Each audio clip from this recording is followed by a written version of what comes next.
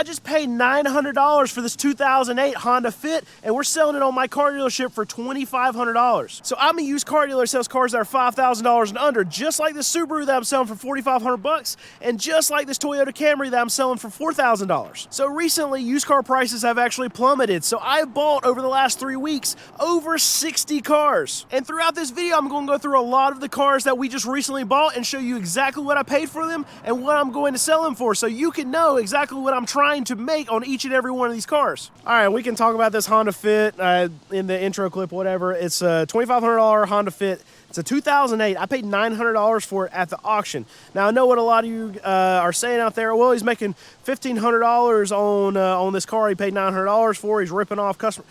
It's not the case. You got to think that's just a gross number from what I actually paid for. I got more expenses in that just to actually increase the amount that we have in the car. So I might have paid $900 at the auction, but we're going to have a $200 and something buyer fee. I'm going to have inspection that I have to do on it. We got to get the car cleaned up, and in most cases, we're going to have to fix something on the car, especially that we're paying that cheap for.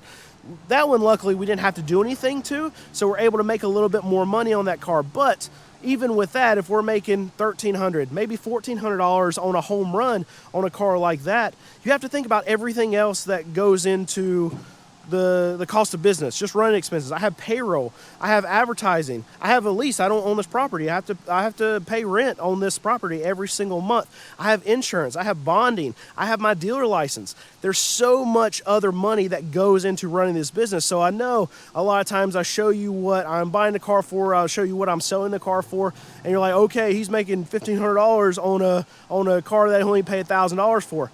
It's not the case. You're looking at the gross number, and anyone out there who knows anything about business, or you've ever owned a business, if you ever run a business before, you know how much it costs to actually do things. And if I were to break everything out on that single car and break down payroll percentages that are going to that car, break down like our detailing costs, break down insurance, bonding, licensing, all the things that we have to pay, advertising.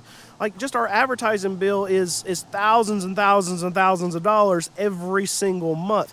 We're probably, at the end of the day, on a car that we're making $1,300, $1,200, $1,300 on, we'll probably end up making only $500, $600 maybe on that car when everything's said and done. So just don't take everything at face value when you're looking at these cars saying, okay, he buys this car for $2,000, he sells it for $3,500, he's ripping people off. There's more that goes into this. I have lots of money tied up into actually running this whole system and how all this business runs.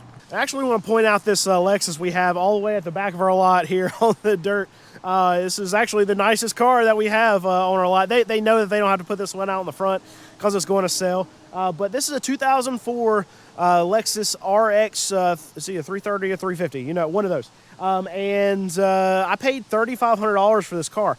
Typically, I will not pay that much for a vehicle because I know if we have to fix anything on it, then it's going to come in over that range of $5,000. But I feel safer around this time of year spending up on something like that, especially one of those Lexus RXs, because I love them. We sell them. They're very good, very reliable cars. That one was one of the cleanest RXs that I've ever bought. And I've been doing this, and I've been buying RXs for years and years and years and years. But I paid $3,500 with a buyer fee. We're going to be in at $3,800. We didn't have to do anything to that, and we're selling it for $5,000. So we're trying to make right at $1,200 on that vehicle. But going back to, okay, now we're loading up for tax time. That's a little bit higher than what I want to sell one of those for. I knew I had to pay up for that one because of how clean it was.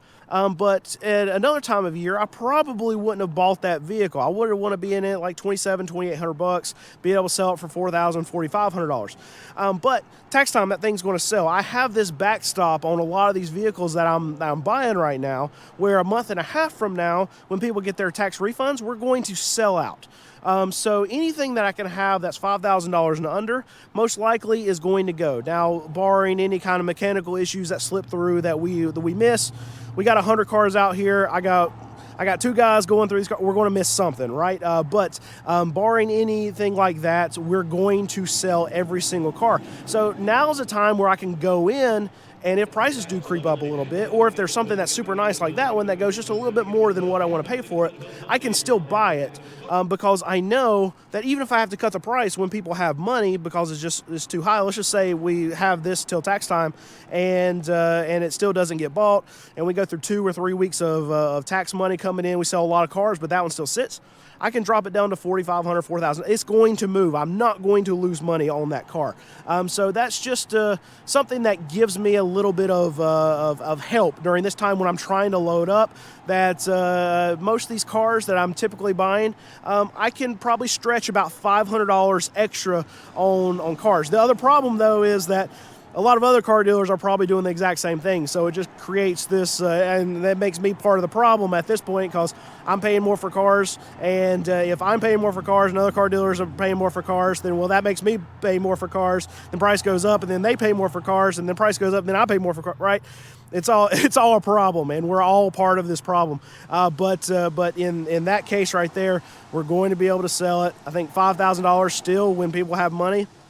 It's still a good deal on that car, and I think it's going to last a very long time. But that's just showing you some of the inside baseball here of what I can do right now that I can't do any other time of the year. So here's my worry. So over the last few weeks, we've been getting really, really good prices. But I went to an auction yesterday. Our biggest auction that we go to, they run like anywhere between 2,000 and 3,500 cars each and every week. They have 16 lanes, big auction, right?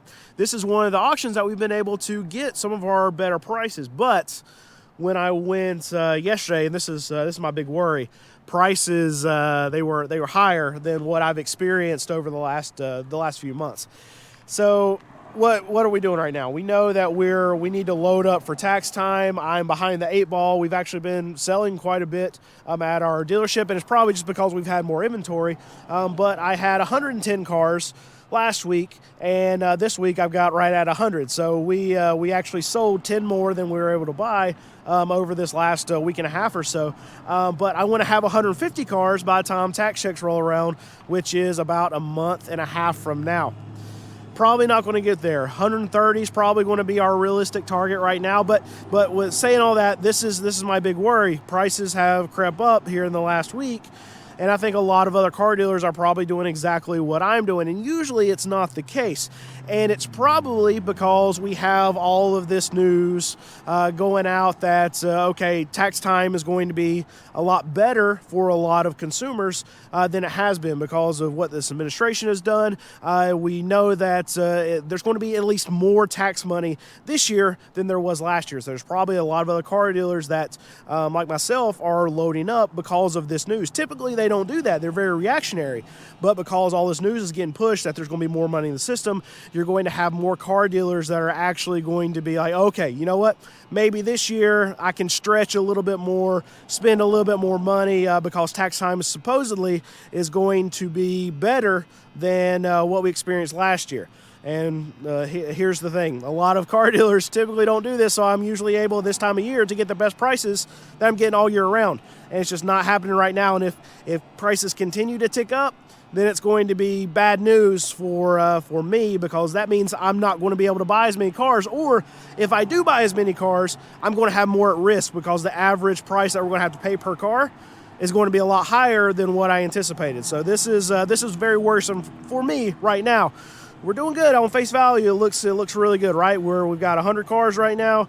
We've been able to sell more than we're buying. That's good for our profits right now, but I want to be able to maximize, and that means I have to find more cars. So these are all things I have to balance. Do I just keep going like we're going? Do I pay more right now to make sure we can maximize the tax season that's coming up? But there's a thin line, right? Because if I pay too much for cars, and then tax time gets here and my prices are just too high for what people are going to be willing to pay, then on the other side of that tax time, there could be this massive fall off of sales that's not being there. Customers that are going to buy, they're going to buy within that short window of when they actually have that tax money. And if my prices are too high, I don't sell in that little bit of window, there's not going to be any buyers on the other side. That's a problem. And here's a 2006 Honda Accord. Love these things, Honda Accords, Toyota Camrys. I throw them very close to each other as far as reliability. Toyota 4-cylinder edges out the Honda just by a little bit, but I paid $3,000 for this one. Probably going to be another $4,500 car on our lot. We love to buy Honda Accords, Honda Civics, all the time on our lot. If I could have nothing but Honda Accords, Toyota Camrys, Toyota Siennas, Honda, I think I got a Honda Pilot sitting over here behind me. Those are the kind of things I like to have on my lot because, one, I know that they're going to sell quickly, and two, that I know they're going to be a good car for my customer. My customer is buying cars that are $5,000 and under.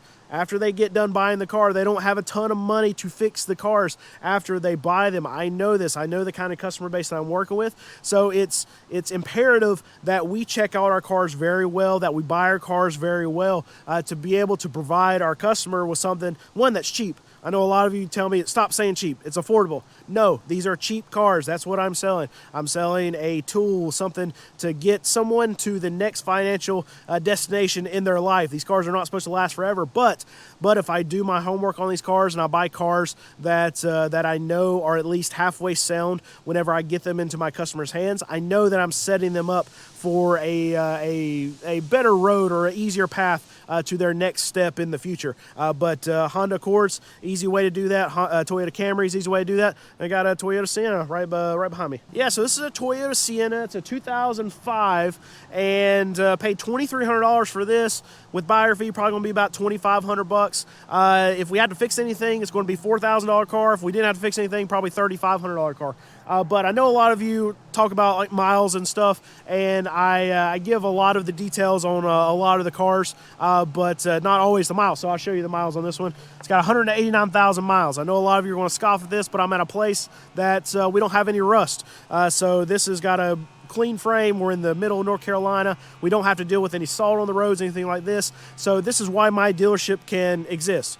Remember, car dealer sells $5,000 and under. Got to have higher mileage stuff, 189,000 miles. Got to have older stuff, 2005. But it's going to be a $3,500 car that's going to be, in my opinion, very good for somebody. I love these Siennas, and we buy them anytime that we see them. But just know, most of the cars, if I don't give the mileage on it, is going to be anywhere between 175,000 miles and about 220,000 miles. That's about our sweet spot of where we buy our cars, and why we're able to keep them as cheap as we can is because they're higher mileage and they're older cars.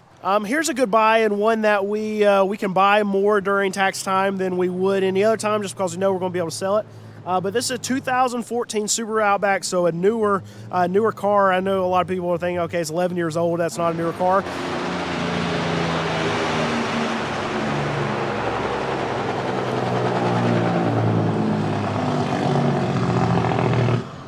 That's a loud truck. All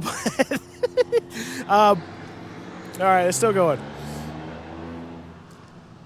I don't know how loud that was in the microphone, but it was very loud. Let's start this whole thing over. So this is another one we bought. It's a 2014 Subaru Outback, and we paid $3,000 for this. Now, it's a 2014. This is a little bit newer than what we typically have here at my car dealership. Got to think, I sell cars that are $5,000 and under. Most of our cars are going to be like 2005 to 2012-ish is about where our sweet spot is. But this is one that, prices are getting cheaper. So we've been able to buy more stuff like this. And this is one after buyer fees and everything like that, we'll probably have like $3,300 in it. This will be a $4,500 car on our lot when we actually get it sold. And Subarus are one of the ones that I love to buy. So I talk a lot about, okay, Hondas, Toyotas are my two favorites. Subaru Mazda, probably a close third to that. We are able to sell them very, very well. I think they're very reliable cars. The older Subarus, you got to worry about their motors, head gaskets, and things. With the newer ones, we haven't experienced that all that much. And it's something also we're able to check at the auction before the car is actually going through. So even if head gaskets are still a major issue with a lot of these Subarus, like in the teens models, exactly what I'm talking about right there, then it's something that we're easily able to avoid, just because we're able to check a lot of it at the auction before it actually goes through, and we have to raise our hand on it. We have to bid on it.